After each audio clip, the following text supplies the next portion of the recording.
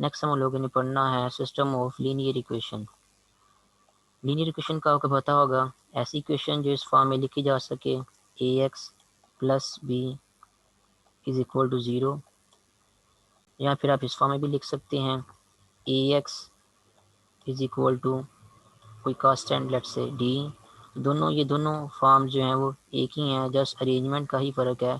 For example अगर आपके पास कोई इक्वेशन लिखी हुई है 2x-3 is equal to zero, तो या वो के बाद जो इक्वेशन लिखी हुई है ये इस पहली फॉर्म में लिखी हुई है, और इसी तरह आप इस इक्वेशन को अरेंज करके भी लिख सकते हैं 2x इज इक्वल टू 3। तो ये ऊपर वाली इक्वेशन है, जैसे इसकी अरेंजमेंट में थोड़ी सी चेंजिंग की हुई है। तो ये जो इक्वेशन आपके पास लिखी हुई है सेकंड वाली फॉर्म में लिखी हुई है। तो दोनों में से किसी फॉर्म में लिखी जा सकती है लीनियर इक्वेशन, कोई इशू नहीं है दोनों में, दोनों एक ही तरह की फॉर्म है, जस्ट अरेंजमेंट में थोड़ी सी चेंजिंग आ रही है। तो ऐसी इक्वेशन जो इस फॉर्म में लिखी हुई हो, ए एक्स प्लस कोई constant is equal to zero, या फिर a x is equal to कोई कांस्टेंट, इस टाइप की इक्वेशन को हम कहते हैं linear equation in one variable. One variable क्यों? क्योंकि यहाँ पे सिर्फ एक ही अननोन या वेरिएबल इन्वॉल्व हो रहा है x. In general system of in general linear equation में एक से ज़्यादा अननोन या वेरिएबल इन्वॉल्व हो सकते हैं। फॉर एग्जांपल जैसे कि आप इस इक्वेशन में देख लीजिए, यहाँ पे जो लिखी हुई है a11 x1 plus a12 x2 is equal to b1। यहाँ पे x1 और x2 आपके पास क्या हैं, अननोन या वेरिएबल हैं, और इनके कोएफिशिएंट कौन सी हैं, a11 और 12। a12 is equal to b1 आपके पास कांस्टेंट है। तो ये जो आपके पास इक्वेशन लिखी हुई है ये भी आपके पास एक लीनियर इक्वेशन लिखी हुई है, क्योंकि इसमें भी जो अननोन या वेरिएबल इन्वॉल्व हो रहे हैं उनकी मैक्सिमम पावर क्या आ रही है, 1 आ रही है, और उनके कोएफिशिएंट जो है वो नॉट इक्वल टू ज़ीरो होने चाहिए। अगर coefficient not equal to zero होंगे तभी आपके पास जो है मैक्सिमम पावर जो है 1 इन्वॉल्व होगी। अगर कोएफिशिएंट ज़ीरो होगा तो मैक्सिमम पावर जो है ख़त्म हो जाएगी। फॉर एग्जांपल अगर आपके पास इस तरह इक्वेशन लिखी हुई हो, a1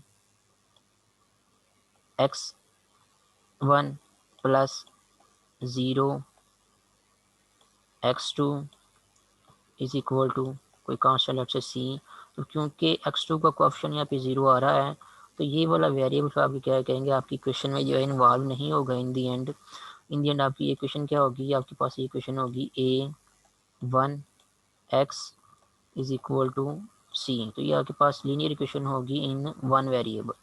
ठीक है, तो कोएफिशिएंट आपके पास 0 नहीं होना चाहिए, क्योंकि अगर आप कोएफिशिएंट 0 भी कंसिडर करेंगे तो इस तरह फिर आप कंफर्म नहीं बता सकेंगे कि आपकी इक्वेशन में जो है वो कितने वेरिएबल इन्वॉल्व हो रहे हैं। जैसे देखिए आप इस इक्वेशन को फिर हम जो है इस तरह भी लिख सकते हैं, अगर हमने 0 कोएफिशिएंट को भी इन्वॉल्व कर लिया तो इस इक्वेशन को हम लिख सकते हैं a1 x x1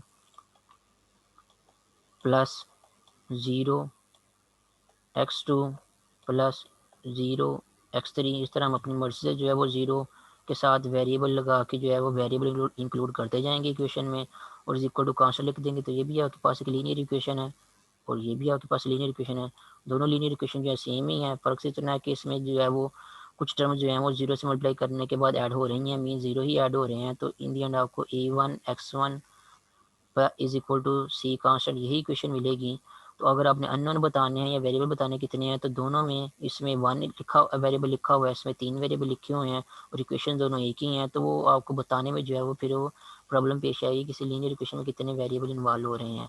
तो जो ज़ीरो वाले हैं उनको आप लोगों ने कंसिडर नहीं करना। लिख सकते हैं आप इस तरह इक्वेशन में 0 समथिंग, क्योंकि 0 ऐड करने से इक्वेशन में कोई फ़र्क नहीं पड़ता। लेकिन अगर आपने बताना हो कितने ये इक्वेशन जो है कितने वेरिएबल वाली है, तो ये इक्वेशन जो है वो जस्ट एक ही वेरिएबल वाली है, लीनियर इक्वेशन है जिसमें एक ही अननोन जो है वो इन्वॉल्व हो रहा है। तो इस तरह की इक्वेशन आप देख सकते हैं। अगर कोई इक्वेशन आपके पास इस फॉर्म में लिखी हुई होगी तो उसको कहेंगे लीनियर इक्वेशन इन टू वेरिएबल। उस तरह अगर इस इक्वेशन को देखें तो यहाँ पे आपके पास एक लीनियर इक्वेशन लिखी हुई है इन 3 वेरिएबल। ठीक है, 3 वेरिएबल कैसे, यहाँ पे जो x1 x2 और x3 इन्वॉल्व हो रहे हैं, तीनों ही वेरिएबल हैं, उनकी मैक्सिमम पावर क्या आ रही है आपकी इक्वेशन में, 1 ही आ रही है। तो ऐसी इक्वेशन जिसमें अननोन या वेरिएबल की मैक्सिमम पावर 1 हो उसको लीनियर इक्वेशन कहते हैं। अब अननोन या वेरिएबल लीनियर इक्वेशन में एक या एक से ज़्यादा हो सकते हैं। ठीक है, यूजुअली आप लोगों ने जो लीनियर इक्वेशन पढ़ी होती हैं आप लोगों ने वो एक वेरिएबल पढ़ी होती हैं। For example 3x is equal to -1/2, ये भी आपके पास एक लीनियर इक्वेशन है जिसमें एक ही अननोन एक्स इन्वॉल्व हो रहा है। तो अभी तक आप लोगों ने जिन इक्वेशन को लीनियर इक्वेशन को सॉल्व करना सीखा है वो जस्ट एक वक्त में एक ही लीनियर इक्वेशन को सॉल्व करने का वे जो सीखा है। तो नेक्स्ट हम लोगों ने पढ़ना है system of linear equation. System of linear equation का मीन्स जब आपके पास एक से ज़्यादा लीनियर इक्वेशंस आपको दी गई हों डिस्कस करने के लिए या सॉल्व करने के लिए, तो उस केस में जो एक से ज़्यादा लीनियर इक्वेशन आपको दी गई होती हैं उनको हम बोलते हैं सिस्टम ऑफ लीनियर इक्वेशन। ठीक है, तो यहाँ पे दो लीनियर इक्वेशन दी गई हैं, तो ये आपके पास क्या बन जाएगा, system of two linear equations. यहाँ पे आपको तीन लीनियर इक्वेशन दी गई हैं, ये आपके पास बन जाएगा system of three linear equations. वो अलग बात है, पहले सिस्टम में आपके पास जो इक्वेशन आपको दी गई है उसमें दो अननोन इन्वॉल्व हो रहे हैं, दूसरे सिस्टम में आपके पास जो इक्वेशन यहाँ पे दी गई है उसमें तीन अननोन्स या वेरिएबल इन्वॉल्व हो रहे हैं। इसी तरह इन जनरल आप जो है वो linear equation in n variable भी लिख सकते हैं। For example a1 x1 plus a2 x2 plus so on plus an xn is equal to कोई कांस्टेंट लेट्स से सी। तो इस फॉर्म में अगर आपके पास कोई इक्वेशन लिखी हुई है तो ये इक्वेशन है आपके पास linear equation in N number of variables. ठीक है, जितने भी वेरिएबल इन्वॉल्व हो रहे हैं सब की मैक्सिमम पावर 1 है, तो ये लीनियर इक्वेशन है। तो कितने वेरिएबल, एन वेरिएबल इन्वॉल्व हो रहे हैं, तो ये है linear equation in one variable. ठीक है, और अगर आपके पास एक से ज़्यादा लीनियर इक्वेशन इन्वॉल्व हो रही हैं आपके क्वेश्चन में या प्रॉब्लम में, तो फिर आप कहेंगे कि आपको सिस्टम ऑफ लीनियर इक्वेशन जो है वो गिवन दिया गया है। ठीक है, तो ये थी सिस्टम लीनियर इक्वेशन और सिस्टम ऑफ लीनियर इक्वेशंस की डेफिनेशन। उसके बाद नेक्स्ट डेफिनेशन है नॉन होमोजीनियस लीनियर इक्वेशंस। ठीक है, तो नॉन होमोजीनियस लीनियर इक्वेशन किसे कहते हैं, लीनियर इक्वेशन का तो आपको पता है। Non homogeneous system of linear equation किसे कहते हैं, अगर आपको कोई सिस्टम ऑफ लीनियर इक्वेशन दिया गया, फॉर एग्जांपल ये भी दिया जा सकता है, दो इक्वेशंस, तीन इक्वेशन भी दी जा सकती हैं, चार भी दी जा सकती हैं, लेकिन ज़्यादातर हम जो है वो दो या तीन ही पढ़ेंगे। तो अगर जब भी आपको सिस्टम ऑफ लीनियर इक्वेशंस दिया गया हो, अगर आप नोट करते हैं कि आपके सिस्टम ऑफ लीनियर इक्वेशन में कम अज़ कम जो है एक कांस्टेंट, किसी भी इक्वेशन में जो है कम से कम एक कांस्टेंट जो है नॉट इक्वल टू ज़ीरो हो, तो उस केस में हम कहेंगे हमारा सिस्टम ऑफ लीनियर इक्वेशन क्या है, वो non homogeneous system of linear equation. ठीक है, फिर से दोबारा रिपीट कर दूं, ये जो कांस्टेंट इन्वॉल्व हो रहे होंगे आपके सिस्टम ऑफ लीनियर इक्वेशन में, दो के केस में ये वाले इन्वॉल्व हो रहे हैं, तीन सिस्टम ऑफ लीनियर इक्वेशन के केस में ये वाले कांस्टेंट इन्वॉल्व हो रहे हैं। अगर इन कांस्टेंट में से जो आपको कांस्टेंट इन्वॉल्व हो रहे होंगे अभी आपकी इक्वेशन में, इन कांस्टेंट में कम से कम जो है वो एक कांस्टेंट जो है वो नॉट इक्वल टू ज़ीरो हो, जहाँ लिख लेता हूँ आपको, if at least one constant is non zero, then. तो ये जो आपको सिस्टम ऑफ लीनियर इक्वेशन दिया गया है, सिस्टम ऑफ लीनियर इक्वेशन में अगर कम अज़ कम जो है वो एक कांस्टेंट जो है वो नॉट इक्वल टू ज़ीरो है या नॉन ज़ीरो है, तो उस केस में आपको जो सिस्टम ऑफ लीनियर इक्वेशन होगा उसको हम बोलेंगे वो है non homogeneous system of linear equations. ठीक है, और अगर आपको कम से कम एक कांस्टेंट नॉन जीरो नहीं मिलता, मीन्स के सारे अगर आपके कांस्टेंट जो है वो ज़ीरो हैं, तो उस केस में आपका जो सिस्टम होगा उसको हम बोलेंगे homogeneous system of linear equations. ठीक है, तो उसको यहाँ से भी अलग कर सकते हैं, सिंपली सिर्फ इतना ही, homogeneous system of linear equations. ठीक है, तो फिर से दोबारा रिपीट कर दूं, अगर सारे के सारे कांस्टेंट जो आपकी सिस्टम ऑफ लीनियर इक्वेशन में इन्वॉल्व हो रहे हैं, अगर सारे के सारे कांस्टेंट जो है वो ज़ीरो हैं, तो उस केस में आपका सिस्टम होगा homogeneous system of linear equations. ठीक है, या कहने कि इफ़, यहाँ पे दो सिस्टम ऑफ लीनियर इक्वेशन में कह सकते हैं, इफ़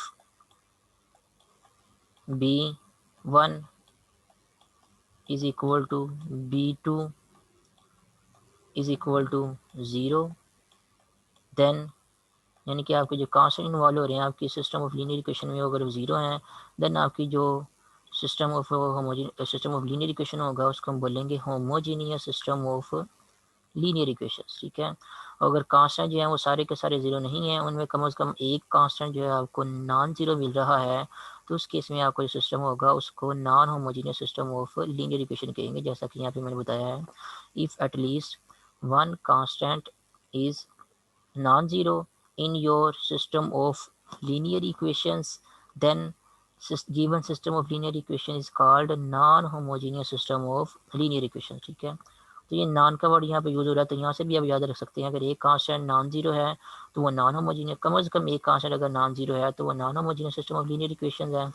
अगर सारे के सारे कांस्टेंट जीरो हैं तो फिर वो homogeneous system of linear equation होंगी आपके पास। ठीक है, उसके बाद नेक्स्ट हम लोगों ने ये वे सीखना है कि अगर आपको सिस्टम ऑफ लीनियर इक्वेशन दी गई, हम एक से ज़्यादा लीनियर इक्वेशन जो है आपको दी गई हो, सिस्टम ऑफ लीनियर इक्वेशन दिया गया हो, तो उनको सॉल्व करने के वेज कौन से हैं, ठीक है। अभी तक आप लोगों ने जो सिस्टम ऑफ लीनियर इक्वेशन को सॉल्व करने का वे पढ़ा है, वो ये है कि जब भी आपको कोई इक्वेशन दो इक्वेशन दी गई होती हैं लीनियर इक्वेशन जिनको आप लोगों ने सॉल्व करना हो, फॉर एग्जाम्पल अगर आपको इक्वेशन दी गई है 2x minus 3 is equal to 0, एक ये लीनियर इक्वेशन दी गई है। एक लीनियर इक्वेशन आपको दी गई है x plus 5 is equal to 0। तो अभी तक आप लोगों ने ये जो सीखा हुआ है लीनियर, एक से ज़्यादा लीनियर इक्वेशन को सॉल्व करने का, वो ये है कि आप क्या करते हैं कि किसी एक लीनियर इक्वेशन को किसी नंबर से मल्टीप्लाई करने के बाद, सूटेबल नंबर से मल्टीप्लाई करने के बाद दूसरी क्वेश्चन में ऐड या सब्ट्रैक्ट करते हैं दूसरी क्वेश्चन में से। उससे क्या होता है, ऐड या सब्ट्रैक्ट करने से आपकी एक लीनियर इक्वेशन में से जो है एक अननोन जो है वो डिलीट हो जाता है जब आपके पास दो वेरिएबल इन्वॉल्व हो रही हो। सॉरी, ये भाई एक मैंने लिख दिया है। तो अगर एक, अभी तक आप लोगों ने जो लीनियर इक्वेशन सॉल्व करने का वे सीखा है वो यही है कि अगर आपकी क्वेश्चन में एक अननोन इन्वॉल्व हो रहा हो तो आप क्या करते हैं, जस्ट उसी इक्वेशन को सिंप्लीफाई करके रीअरेंज करके जो अननोन इन्वॉल्व हो रहा होता है उसको एक साइड पे ले जाते हैं, और बाकी क्वांटिटीज या टर्म को जो दूसरी साइड पे ले जाते हैं, तो आपको जो अननोन इन्वॉल्व हो रहा होता है उसकी वैल्यू मिल जाती है जब आपको एक लीनियर इक्वेशन जो है वो सॉल्व करने के लिए दी गई हो, ठीक है। इसी तरह अगर आपको दो लीनियर इक्वेशन सॉल्व करने के लिए दी गई हो तो उस केस में फिर आपको जो है वो आपकी लीनियर इक्वेशन में दो अननोन इन्वॉल्व होते हैं। फॉर एग्जांपल आपको अगर ये इक्वेशन दी गई होगी 2x minus 3y is equal to 4, अगर एक लीनियर इक्वेशन आपके पास ये है और दूसरी लीनियर इक्वेशन आपके पास ये है जिसमें दो अननोन इन्वॉल्व हो रहे हैं, let's say x minus y is equal to 2, ये दो लीनियर इक्वेशन आपको दी गई हैं, आपसे कहा जाए इनको सॉल्व करें। तो अभी तक जिस वे से आप लोग इन लीनियर इक्वेशन को सॉल्व करते हैं वो ये था कि आप किसी एक लीनियर इक्वेशन को किसी सूटेबल नंबर से मल्टीप्लाई करने के बाद उसको किसी दूसरी लीनियर इक्वेशन में जो है वो ऐड करते थे या उसमें से माइनस करते थे, और इस तरह ऐड या सब्ट्रैक्शन करते थे कि इन दी एंड एडिशन या सब्ट्रैक्शन करने के बाद आपकी एक लीनियर इक्वेशन में से एक अननोन जो है वो डिलीट हो जाता है। फिर उसके बाद आप दूसरी उन लीनियर इक्वेशन को जो है वो सॉल्व करके एक्स और वाई की वैल्यू फाइंड आउट कर लेते थे। और या फिर आप लोग ये कर देते थे, किसी एक लीनियर इक्वेशन में से किसी एक अननोन की वैल्यू फाइंड करने के बाद उसको दूसरी इक्वेशन में पुट कर देते थे। फॉर एग्जांपल आप लोग यहाँ से एक्स की वैल्यू फाइंड कर सकते हैं, एक्स की वैल्यू आपको यहाँ से मिलेगी 2 प्लस वाई, ठीक है। इस इक्वेशन से आपको एक्स की वैल्यू जो है 2 प्लस वाई मिलेगी। ये जो एक्स की वैल्यू 2 प्लस वाई होगी, आप क्या करेंगे, इस एक्स वैल्यू को जो है वो इस पहली इक्वेशन में पुट कर देंगे। इस एक्स की वैल्यू को जब आप इस पहली इक्वेशन में पुट करेंगे यहाँ पे एक्स की जगह, तो आपकी सारी पहली इक्वेशन जो है वो वाई में चेंज हो जाएगी। जब सारी पहली इक्वेशन वाई में चेंज हो जाएगी तो वहाँ से आप वाई की वैल्यू जो है वो इजीली फाइंड आउट कर सकते हैं।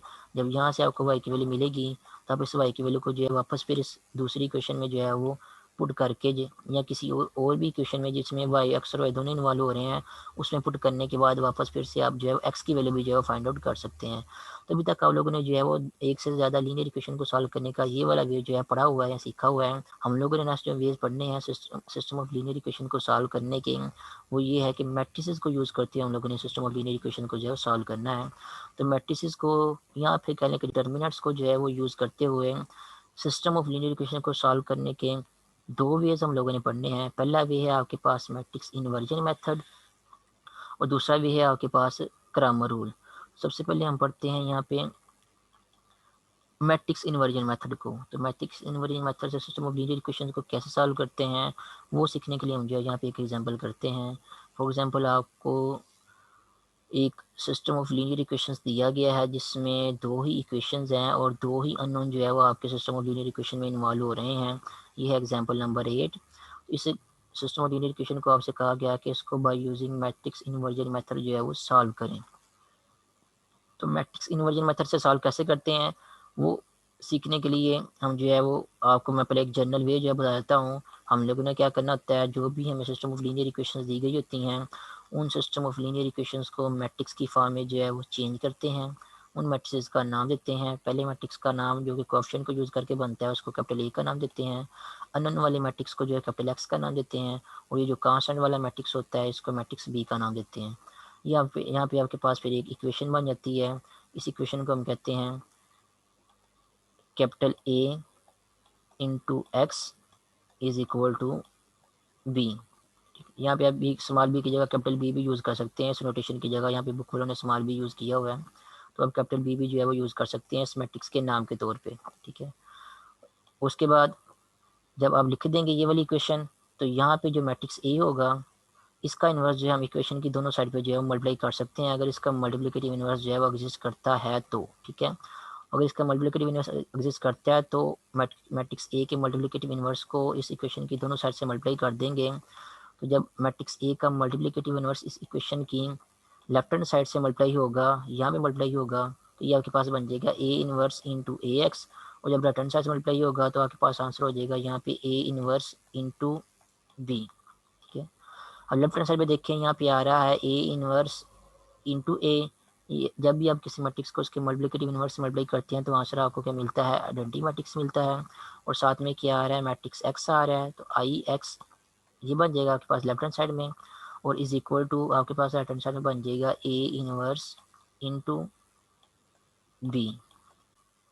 अब लोगों को पता है आइडेंटिटी मैट्रिक्स को जब किसी मैट्रिक्स के साथ मल्टीप्लाई करते हैं तो इन दी एंड हमें वही मैट्रिक्स मिलता है जिसको आइडेंटिटी मैट्रिक्स के साथ मल्टीप्लाई करते हैं। तो यहाँ पे आपके पास आ जाएगा एक्स, कैपिटल एक्स, और ये किसके इक्वल है, ये इज इक्वल टू है ए इनवर्स बी। और यही है आपके पास मैट्रिक्स इन्वर्जन मेथड का एक्चुअल फार्मूला जिसको यूज़ करते हैं हम लोगों ने सिस्टम ऑफ लीनियर इक्वेशन को सॉल्व करना होता है। कैपिटल एक्स आपके पास क्या है, आप देख सकते हैं यहाँ पे कैपिटल एक्स जो है वो इस कॉलम मैट्रिक्स को नाम दिया हुआ है। तो ये आपके पास ये वाला कॉलम मैट्रिक्स क्या बन जाएगा, x1 और x2, और राइट हैंड साइड में आपके पास क्या है, A inverse B. A inverse into B, A inverse का आप जो है वो आंसर फाइंड आउट करेंगे, मल्टीप्लिकेटिव ए का मल्टीप्लिकेटिव इनवर्स फाइंड आउट करेंगे, उसको मैट्रिक्स बी के साथ मल्टीप्लाई करेंगे। जब मल्टीप्लाई करेंगे तो आपको यहाँ पे भी जो है इन दी एंड सॉल्व करने के बाद एक मैट्रिक्स मिल जाएगा, जिसमें एक एंट्री यहाँ पे लिखी हुई होगी और दूसरी एंट्री जो है वो आपके पास यहाँ पे लिखी हुई होगी। तो जो पहली दोनों मैट्रिक्स के हैं आपस में इक्वल आ रहे हैं, यहाँ पे देख सकते हैं इक्वलिटी आ रही है। तो पहली एंट्री जो होगी वो x1 की वैल्यू होगी, और जो दूसरी एंट्री होगी वो आपके पास x2 की वैल्यू होगी। तो ये है मैट्रिक्स इन्वर्जन मेथड से सिस्टम ऑफ लीनियर इक्वेशन को सॉल्व करने का वे। आप लोगों ने ये सारी कैलकुलेशन जो है वो नहीं करनी जो मैंने यहाँ पे भी की है। मैट्रिक्स को ए एक्स इक्वल टू बी लिखने के बाद ए इनवर्स से मल्टीप्लाई किया है, और उसके बाद ये वाला फार्मूला जो ड्राइव किया है X is equal to A inverse B. आप लोगों ने डायरेक्टली जो है वो ये वाला फार्मूला जो यूज़ करना है जब भी आप लोगों ने सिस्टम ऑफ लीनियर इक्वेशन को मैट्रिक्स इन्वर्जन मेथड्स के ज़रिए जो है वो सॉल्व करना है। तो हम लोगों ने डायरेक्टली जो है ये वाला फार्मूला यूज़ करना है, X is equal to A inverse B, ठीक है। तो अब मैं दोबारा सोल्यूशन की तरफ चलता हूँ, आपको बताता हूँ कि सिस्टम ऑफ लीनियर इक्वेशन को जो है वो मैट्रिक्स की फॉर्म में जो है कैसे ट्रांसफॉर्म करते हैं। तो ये आपको सिस्टम ऑफ लीनियर इक्वेशन दी गई हैं टू, इनमें क्या इन्फॉर्मेशन दी गई है, इसमें पहली इन्फॉर्मेशन तो ये दी गई है कि 2x1 माइनस 3x2 ये 5 के इक्वल होता है, ठीक है। और उसके अलावा दूसरी क्या इन्फॉर्मेशन दी गई है कि 5x1 प्लस x2 ये 4 के इक्वल होता है। अब हम जो है वो इनको मैट्रिसेस की फॉर्म में लिखेंगे, और मैट्रिसेस की फॉर्म इस तरह लिखेंगे कि इन दी एंड हमें जो है वो ये इन्फॉर्मेशन मैट्रिसेस से भी मिले जो कि आपको सिस्टम ऑफ लीनियर इक्वेशन से मिल रही है, ठीक है। तो मैट्रिसेस की फॉर्म में कैसे लिखना है, यहाँ पे आपके पास कांस्टेंट्स की जो लेफ्ट हैंड साइड में या इक्वल की लेफ्ट हैंड साइड में आपके पास जो अननोन या वेरिएबल के साथ जो कोएफिशिएंट्स मल्टीप्लाई हो रहे हैं इनको इसी तरतीब के साथ जो है लोगों ने लिख के एक मैट्रिक्स बना देना है। फॉर एग्जांपल देखें तो x1 का कोएफिशिएंट 2 है और x2 का कोएफिशिएंट -3 है पहली लाइन में या पहली इक्वेशन में। तो यहाँ पे आप जो है पहली रो में आपके लिख देंगे 2 और -3 जो है वो मैट्रिक्स में लिख देंगे। इसी तरह जो दूसरी लीनियर इक्वेशन है उसमें x1 का कोएफिशिएंट 5 है और x2 का कोएफिशिएंट क्या है वो 1 है।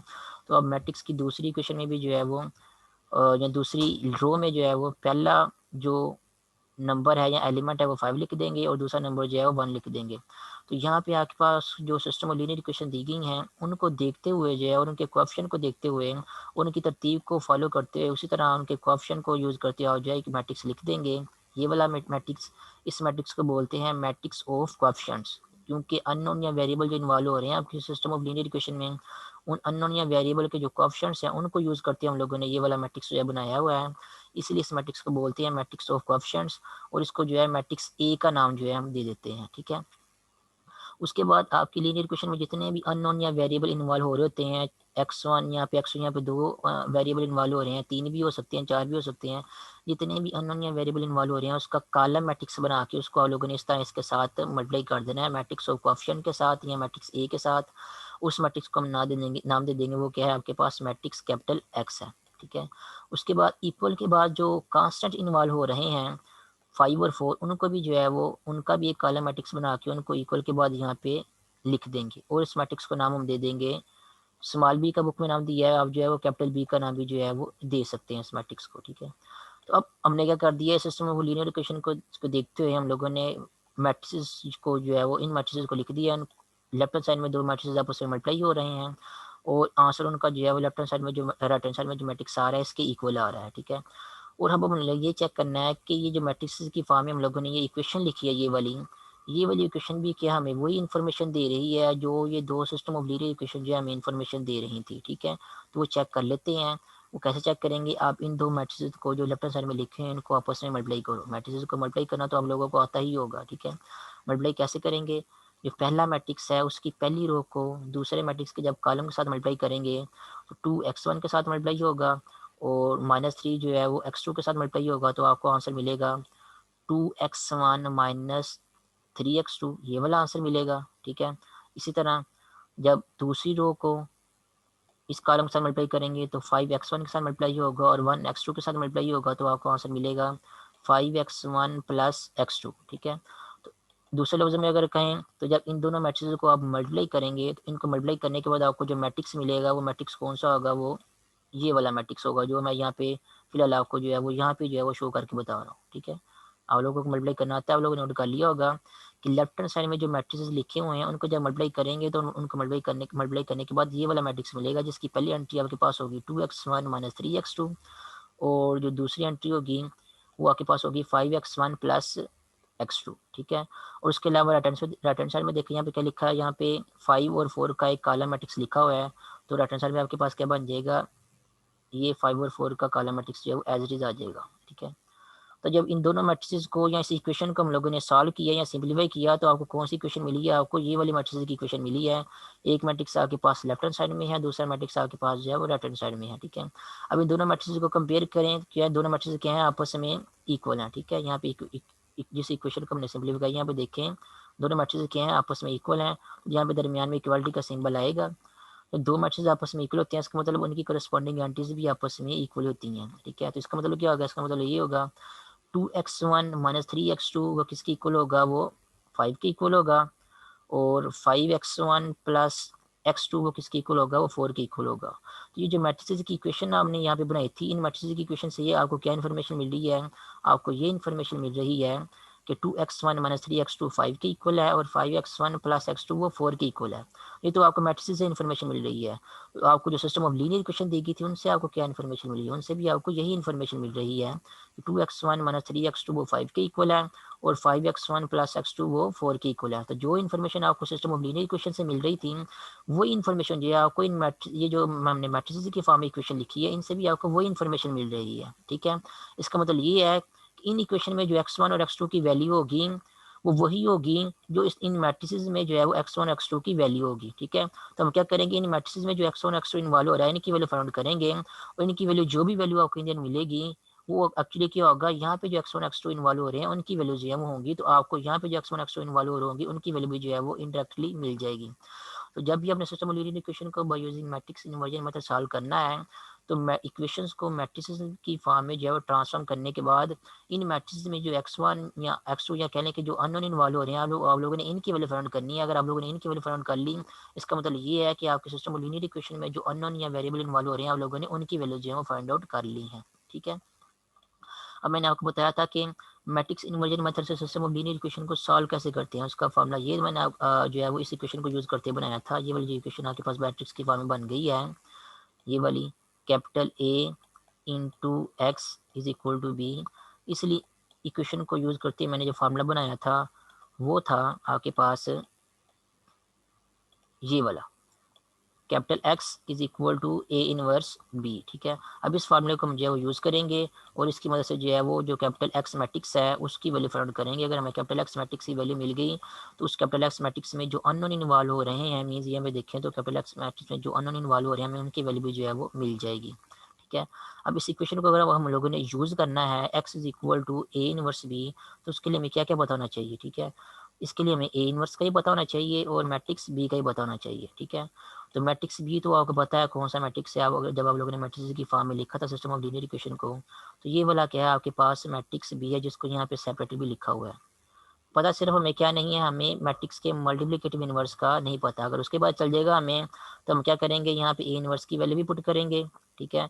और बी की वैल्यू भी पुट करेंगे, मैट्रिक्स बी की वैल्यू पुट करेंगे, दोनों को मल्टीप्लाई करेंगे, हमें इन दी एंड जो है वो ई एक्स की वैल्यू जो है मिल जाएगी। अब हमारा नेक्स्ट टारगेट ये है कि हम लोगों ने मैट्रिक्स ए का मल्टीप्लिकेटिव इनवर्स जो है फाइंड करना है। तो मल्टीप्लिकेटिव इनवर्स किसी मैट्रिक्स का कैसे फाइंड करते हैं, ये प्रीवियस लेक्चर में हम लोगों ने इसका फार्मूला पढ़ा था और एग्जांपल भी की थी कि 1 ओवर डिटर्मिनेंट ऑफ ए को जब हम ए के एडजेंट से के साथ जो है मल्टीप्लाई करते हैं तो हमें मैट्रिक्स का मल्टीप्लिकेटिव इनवर्स जो है वो मिलता है। इसका मतलब ये है कि मल्टीप्लिकेटिव इनवर्स फाइंड करने के लिए हमें मैट्रिक्स का डिटर्मिनेंट और मैट्रिक्स का एडजेंट फाइंड करना पड़ेगा। तो ए आपके पास 2 + 2 ऑर्डर का मैट्रिक्स है, उसका डिटर्मिनेंट आप लोगों को फाइंड करना आता है। ए का डिटर्मिनेंट आपके पास आएगा 17। और इसी तरह 2 + 2 ऑर्डर के मैट्रिक्स का एडजेंट भी आप लोग जो है वो ट्रिक को यूज़ करते हुए डायरेक्टली फाइंड कर सकते हैं। कैसे फाइंड करते हैं आप लोगों को बताया। 2 + 2 ऑर्डर के मैट्रिक्स के इसमें एडजेंट फाइंड करने का वे ये होता है कि डायगोनल एंट्रीज को क्या करते हैं हम इंटरचेंज कर देते हैं। 2 और 1 को हम कर देंगे 1 और 2, और जो नॉन डायगोनल एंट्रीज होती हैं उनके साइन को चेंज कर देते हैं। यहाँ पे -3 और 5 को हम कर देंगे 3 और -5। तो ये आपको एडजेंट की 2 + 2 ऑर्डर के मैट्रिक्स के केस में जो ट्रिक आप लोगों को बताया उसको यूज़ करते हुए मैट्रिक्स ए का एडजेंट लिख लेंगे। उसके बाद नेक्स्ट आप क्या करेंगे, ए इनवर्स का जो फार्मूला था आपके पास 1 over adjoint of A into determinant of A, ये वाला फार्मूला, इस फार्मूले में आप क्या करेंगे एडजेंट ऑफ ए की वैल्यू भी पुट कर देंगे और ए के डिटर्मिनेंट की वैल्यू भी पुट कर देंगे, और ये आपको आंसर किसका मिल जाएगा, ये आपको ए इनवर्स का आंसर जो है मिल जाएगा। तो यहाँ भी उन्होंने ऐसे किया हुआ है, जो ए इनवर्स था मल्टीप्लिकेटिव इनवर्स उसकी जगह क्या लिख दिया है 1 over adjoint of A into matrix, sorry 1 over determinant of A into adjoint of A. उसके बाद यहाँ पे डिटरमिनेंट की वैल्यू पुट कर लिया, डिनोमिनेटर में वो क्या है 17, एडजेंट ऑफ ए का आंसर भी निकाला है वो भी पुट कर दिया है, और साथ में ये जो मैट्रिक्स बी मल्टीप्लाई हो रहा था इसको भी साथ में मल्टीप्लाई कर दिया है। ठीक है, तो अब क्या आपके पास जो ये वाली इक्वेशन बन गई है, capital X is equal to 1 over 17, और साथ में ये दो मैट्रिक्स जो है मल्टीप्लाई हो रहे हैं। नेक्स्ट टाइम आप लोगों ने क्या करना है, दोनों मैट्रिक्स को मल्टीप्लाई करना है।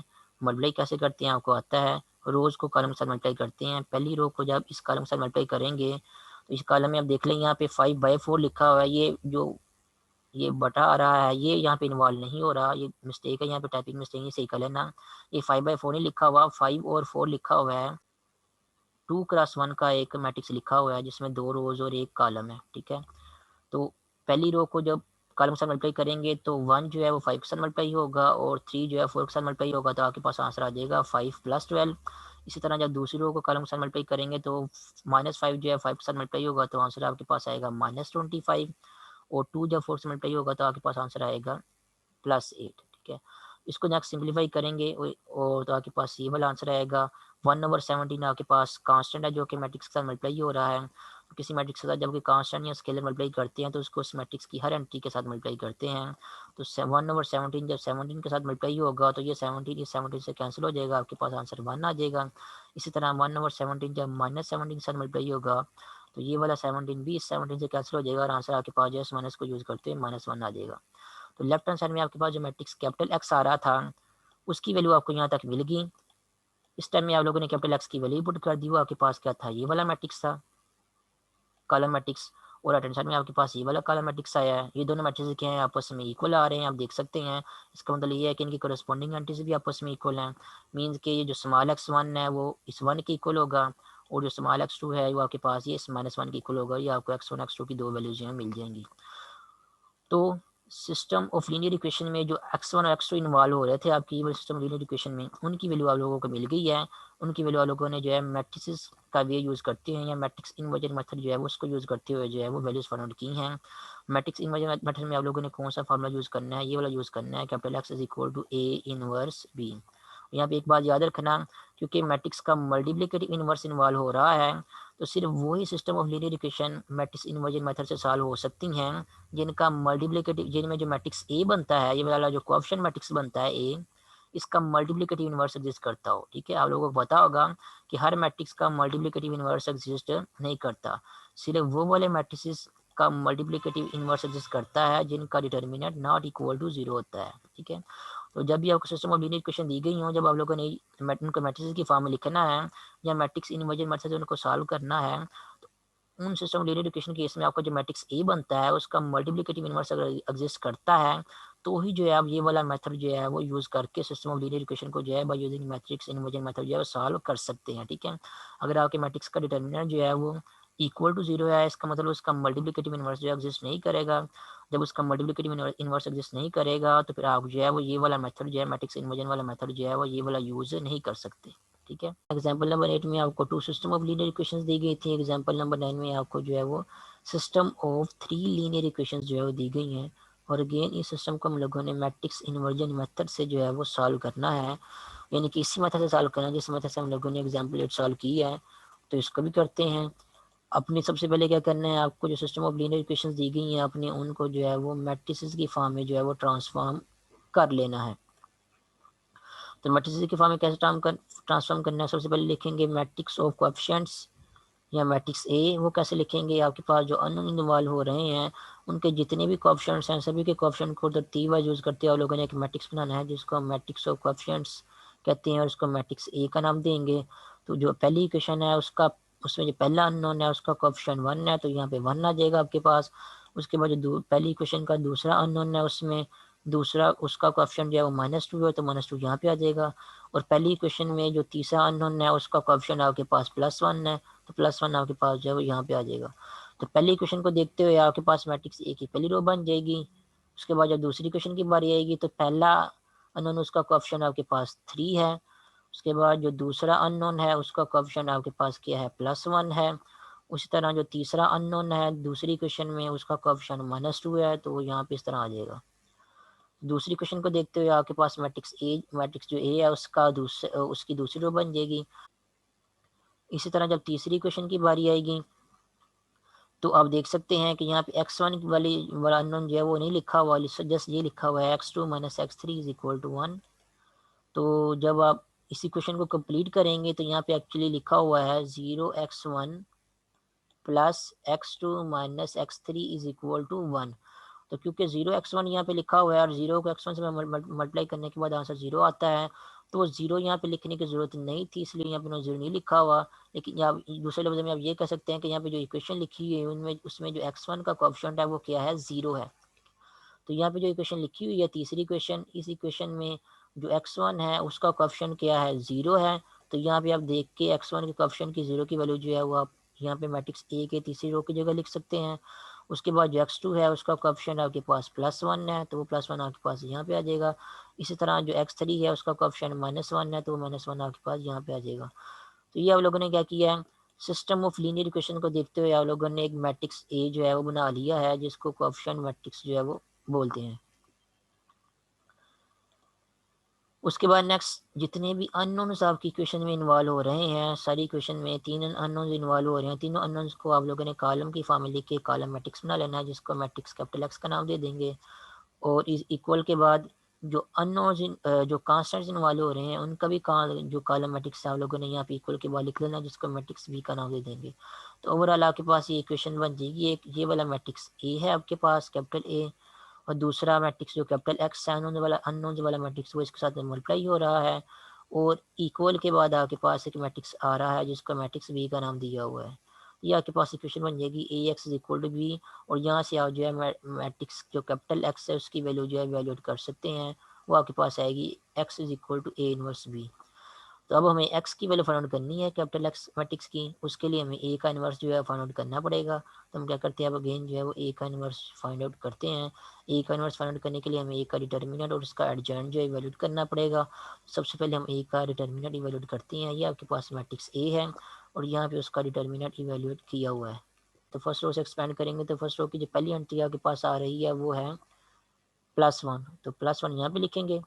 उसके बाद क्या करेंगे, जिस भी रो और जिस भी कॉलम में आपके पास ये +1 आ रहा था उस रो और उस कॉलम को डिलीट कर देंगे और बाकी जो एंट्रीज बच जाएंगी उनका डिटर्मिनेंट जो है वो +1 के साथ मल्टीप्लाई कर देंगे। तो ये उन्होंने उनका डिटर्मिनेंट जो है साथ में मल्टीप्लाई कर दिया है। उसके बाद नेक्स्ट माइनस का सिंबल जो है वो खुद से लगाएंगे यहाँ पे जब दूसरी एंट्री आप लोग लिखनी है। और फिर उसके बाद जो दूसरी एंट्री जो है इसके साथ मल्टीप्लाई करेंगे। जब दूसरी एंट्री साथ में मल्टीप्लाई करेंगे यहाँ पे लिखेंगे तो -2 जो है इस माइनस के साथ मिलके जो है वो +2 बन जाएगा।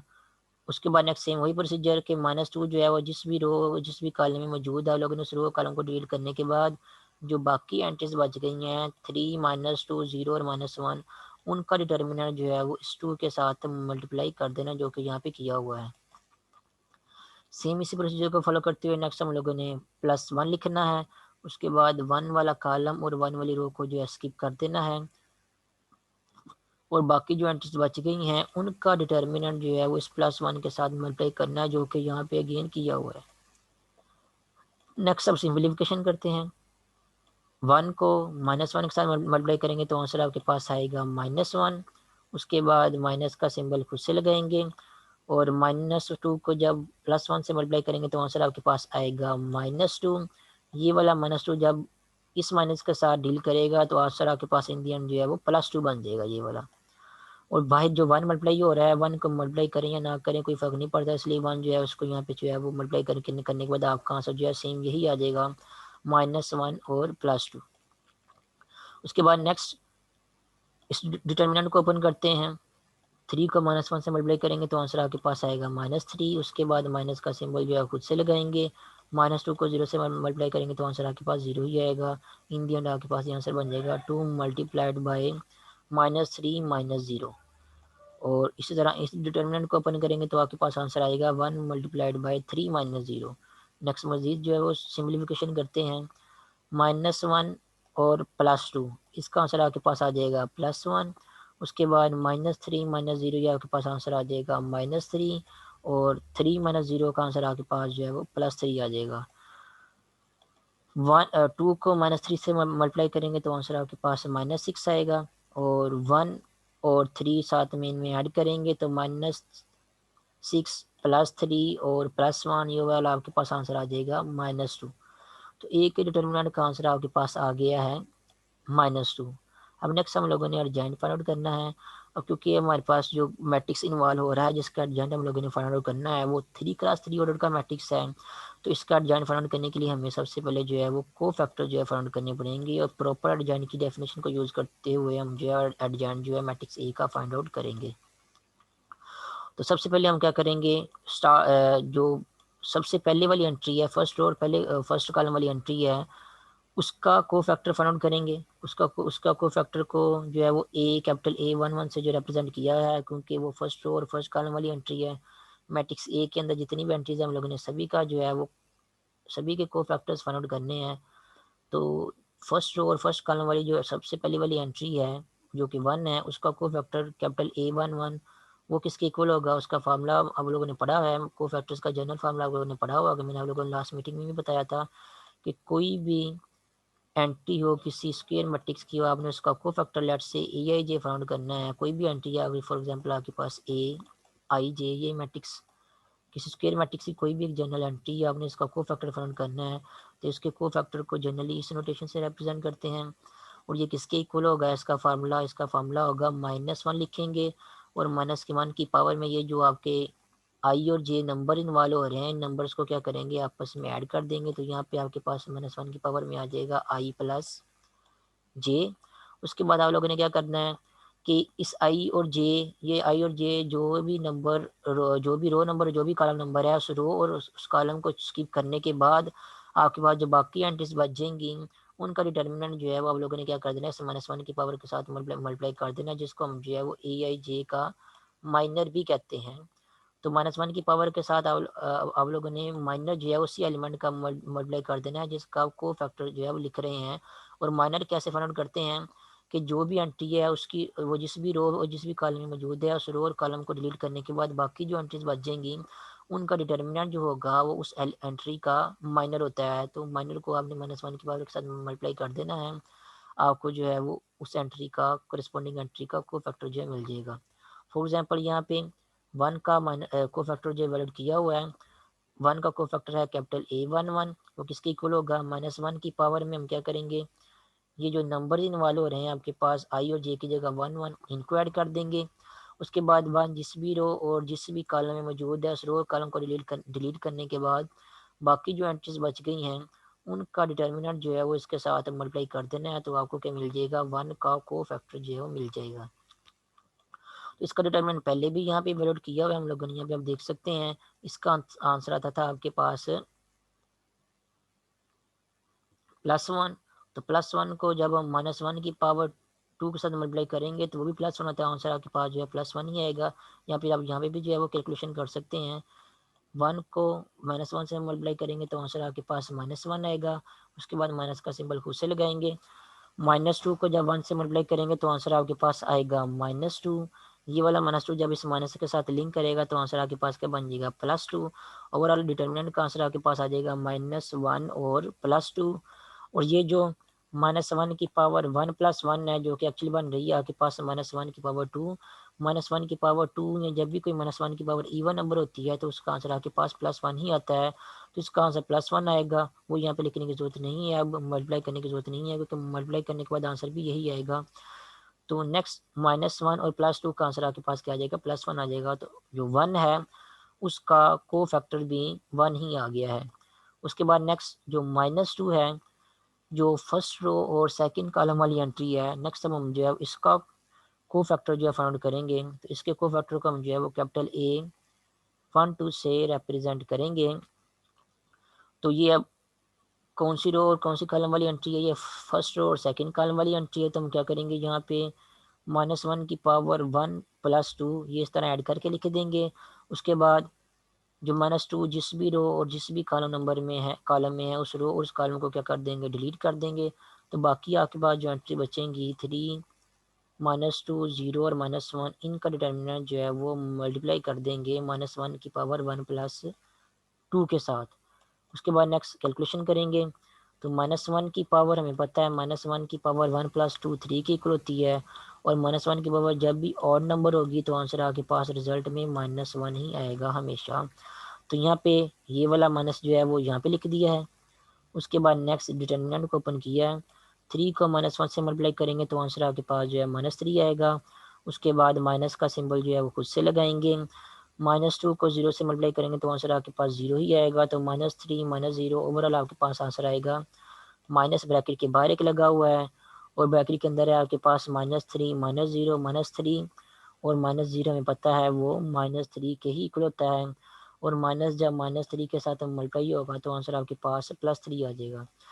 तो जो -2 है उसका कोफैक्टर हमारे पास आ गया है +3।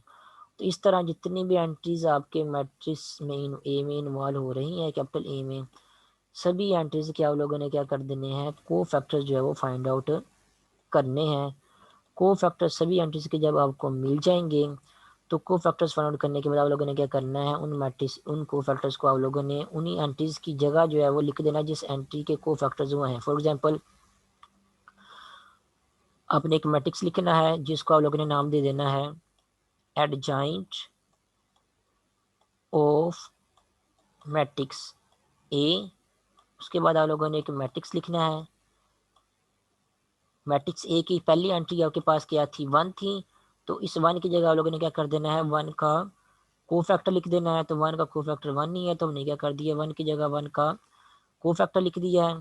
उसके बाद नेक्स्ट मैट्रिक्स जो कैपिटल ए था उसकी जो फर्स्ट रो सेकंड कॉलम वाली एंट्री थी वो आपके पास थी -2। अब हम लोगों ने क्या कर देना है इस -2 की जगह इसका ये जो को फैक्टर 3 है वो पुट कर देना है। तो अब हम क्या करेंगे -2 को जो है वो यहाँ से इरेज कर देंगे और इसकी जगह इसका को फैक्टर लिख देंगे। इसी तरह मैट्रिक्स ए में जितनी भी एंट्रीज होंगी आपने सभी एंट्रीज की जगह उनके को फैक्टर लिख देने हैं। फॉर एग्जांपल यहाँ पे जो पहली रो तीसरे कॉलम वाली ये जो एंट्री है इसका को फैक्टर 3 आया है। तो यहाँ पे भी हम क्या करेंगे पहली रो और तीसरे कॉलम वाली एंट्री की जगह उसका को फैक्टर 3 लिख देंगे। ये आपके पास जो मैट्रिक्स ए था उसमें हर एंट्री की जगह आप क्या कर रहे हैं अब उसका को फैक्टर लिख रहे हैं। और ये जो मैट्रिक्स इंडिया जब बन जाएगा आपके पास जब हर एंट्री की जगह उसका को फैक्टर लिखेंगे तो जो आपको नया मैट्रिक्स मिलेगा उस मैट्रिक्स का आप लोगों ने ट्रांसपोज भी ले लेना है। यहाँ पे ऊपर ट्रांसपोज टी का सिंबल भी लगा लेना है आप लोगों ने। जब आप ट्रांसपोज टी का सिंबल भी लगा देंगे तो इन दी एंड आपको ये जो मैट्रिक्स मिलेगा ये वाला ये मैट्रिक्स होगा मैट्रिक्स ए का एडजॉइंट। ठीक है। और इसी को ट्रांसपोज का नेक्स्ट टाइम में इसी मैट्रिक्स का नेक्स्ट टाइम में आप ट्रांसपोज भी फाइंड आउट कर सकते हैं। और ट्रांसपोज फाइंड आउट करने के बाद आपको फाइनली जो है वो सिंप्लीफाइड फॉर्म में मैट्रिक्स ए का एडजॉइंट जो मिल जाएगा जो कि यहाँ पे जो है वो बुक में उन्होंने जो है वो डायरेक्ट लिखा हुआ है। जैसे फर्स्ट कॉल रो आपकी क्या बन रही है 133 इसका जब आप ट्रांसफर लेंगे तो आपकी जो ये फर्स्ट रो जो है फर्स्ट कॉलम में चेंज हो जाएगी। तो फर्स्ट कॉलम आपके पास बन जाएगा ट्रांसफर लेने के बाद 133। इसी तरह आप लोग बाकी एंट्रीज का भी ट्रांसफर ले लेंगे तो आपको इन दी एडजॉइंट का आंसर जो है मिल जाएगा।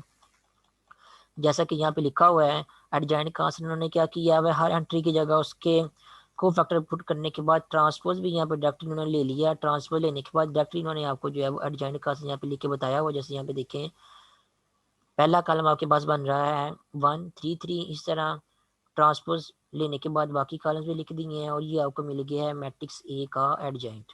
ठीक है, और मैट्रिक्स ए के इनवर्स कहाँ से भी हम लोगों ने इवैल्यूएट की, मैट्रिक्स ए के डिटर्मिनेंट कहाँ से भी हम लोगों ने इवैल्यूएट कर लिया पहले, उसका आंसर है -2। अब डिटर्मिनेंट और एडजॉइंट को यूज़ करते हम जो है वो जो ए इनवर्स है उसकी वैल्यू फाइंड करेंगे, उसके बाद जो अननोन कैपिटल एक्स के उसकी वैल्यू फाइंड करेंगे। तो इक्वेशन आपके पास मैट्रिसेस की फॉर्म में बन रही थी, capital A x is equal to B. यहाँ से आप जो है कैपिटल एक्स है उसकी वैल्यू वैलिड कर सकते हैं, वो आपके पास होगा capital A inverse is equal to B. अब ए इनवर्स और बी की वैल्यू हम लोगों ने पुट करनी है। ए इनवर्स की वैल्यू वैल्यू है आपके पास adjoint A over determinant of A, या फिर 1 over determinant of A into adjoint of A, और इसके साथ जो मैट्रिक्स बी है वो मल्टीप्लाई हो रहा है। तो एडजॉइंट ए की वैल्यू भी हम लोगों ने यहाँ पे फाइंड की है, ये आपके पास एडजॉइंट ए की वैल्यू है। इसको जो हम यहाँ पुट करेंगे एडजॉइंट ए की जगह, साथ में जो मैट्रिक्स बी है उसकी भी वैल्यू पुट करेंगे। ये जो दो मैट्रिक्स यहाँ पे लिखे हुए हैं इन दोनों मैट्रिक्स को मल्टीप्लाई करेंगे। मल्टीप्लाई करने के बाद आपको जो है वो ये वाला मैट्रिक्स जो है वो आंसर में मिलेगा। मल्टीप्लिकेशन कैसे करते हैं एक बार फिर से आपको थोड़ा सा रिकॉल करवा दूँ। जो लेफ्ट हैंड साइड में मैट्रिक्स होगा उसकी पहली रो को जो है वो जो राइट हैंड साइड में मैट्रिक्स है उसकी हर कॉलम के साथ मल्टीप्लाई करना है। अब क्योंकि राइट हैंड साइड में बस एक ही कॉलम है तो हम क्या करेंगे, रो को बस एक ही कॉलम के साथ मल्टीप्लाई करेंगे। तो पहली रो के पहले एलिमेंट 1 को -1 से मल्टीप्लाई करेंगे तो आंसर आपके पास आ जाएगा -1। उसके बाद प्लस का सिंबल जो है खुद से लगाएंगे। -1 को फिर अब क्या करेंगे, 4 से मल्टीप्लाई करेंगे तो आंसर आपके पास आ जाएगा -4। तो -4 प्लस के साथ मिलके वो जो है वो -4 बन जाएगा यहाँ पे, तो ये आपके पास आ गया -4।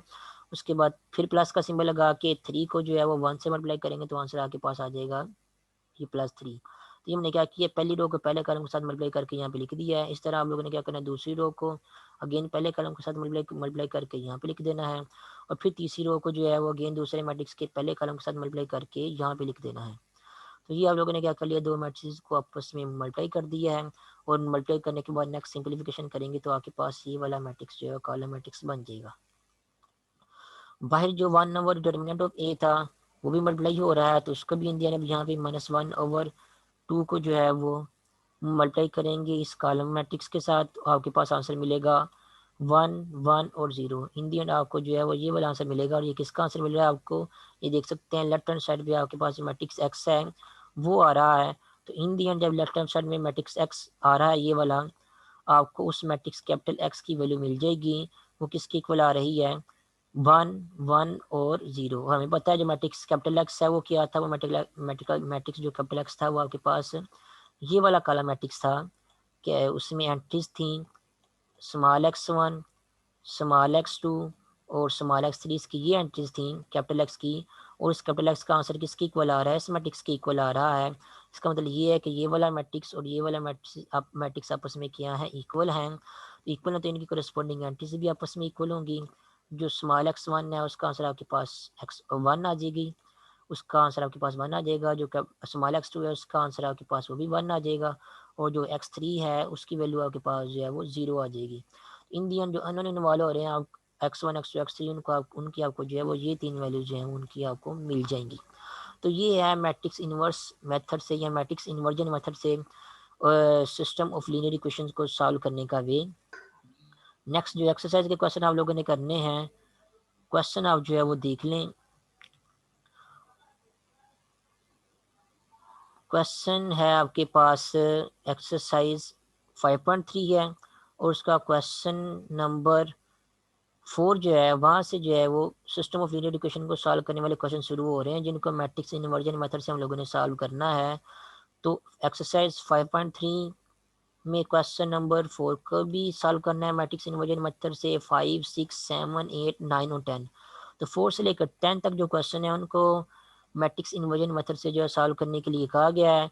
तो आप लोगों को सारे क्वेश्चन जो है फिलहाल प्रैक्टिस के लिए करने की जरूरत नहीं है। आप लोग जैसे क्या करें, क्वेश्चन नंबर जो 4 है इसको सॉल्व करें मैट्रिक्स इन्वर्जन मेथड से। उसके बाद क्वेश्चन नंबर 8 और क्वेश्चन नंबर 9, इन दोनों क्वेश्चन को भी आप लोगों ने मैट्रिक्स इन्वर्जन मेथड से सॉल्व करना। तो 3 क्वेश्चन मैंने आप लोगों को दिए अभी फिलहाल। जिनको आप लोगों ने जो है वो मैट्रिक्स इन्वर्जन मेथड जो है वो यूज़ करते हुए सॉल्व करना है। क्वेश्चन नंबर 4 है, क्वेश्चन नंबर 8 है और क्वेश्चन नंबर 9 है। इन तीनों क्वेश्चन को आप लोगों ने मैट्रिक्स इन्वर्जन मेथड से सॉल्व करके इनमें जो अननोन्स इन्वॉल्व हो रहे हैं उनकी वैल्यू जो है फाइंड आउट करनी है। तो अभी की मीटिंग के लिए इतना ही काफ़ी है।